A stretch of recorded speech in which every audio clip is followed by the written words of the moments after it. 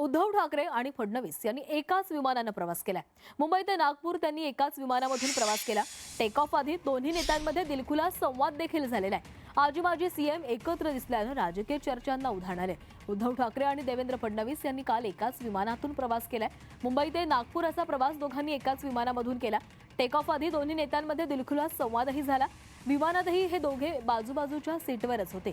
उद्धव यांच्या शेजारी त्यांचे पुत्र आदित्य ठाकरे बसलेले होते, तर दोन्ही नेत्यांच्या पक्षांकडून हा एकत्र प्रवास योगायोगाने झाल्याचं सांगितलं जातं। तर काल मुंबई ते नागपूर हा प्रवास विमानामधून उद्धव ठाकरे आणि देवेंद्र फडणवीस यांनी एकत्र केलेला आहे। एकाच लेनमध्ये हे बसलेले होते आणि टेक ऑफ आधी या दोघांमध्ये दिलखुलास संवाद देखील झालेला आहे। त्यामुळे अनेक खरं तर राजकीय चर्चा सुरू झालेल्या होत्या। मात्र हा प्रवास म्हणजे केवळ योगायोग होता असं शिवसेना उद्धव बाळासाहेब ठाकरे पक्षाच्या नेत्यांकडून सांगितलं जाते। आजी माजी मुख्यमंत्र्यांनी एकाच विमानामधून प्रवास केलेला आहे आणि या प्रवासादरम्यान ठाकरेंच्या शिवसेनेचे इतर नेते मंडळी देखील त्यांच्यासोबत उपस्थित होते। मुख्यमंत्री देवेंद्र फडणवीस यांचे होम ग्राउंड आहे, तर यवतमाळ पासून तर धाराशिव पर्यंतचा 4 दिवसांचा उद्धव साहेबांचा दौरा नियोजित आहे।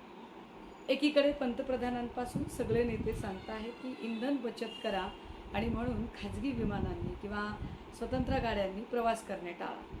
यात सगळ्याचा परिणाम म्हणून जर कदाचित नेते सर्वसामान्यांप्रमाणे सर्वसामान्य प्रवाशांसारखा एका विमानातनं प्रवास करत असतील तर त्यावरून वेगळ्या प्रकारच्या चर्चांना उधाण येण्याचे काहीच कारण नाही। फार तर एकत्रित प्रवास करणे यामागे राष्ट्रहित हेच कारण असू शकते, यापेक्षा काही नाही।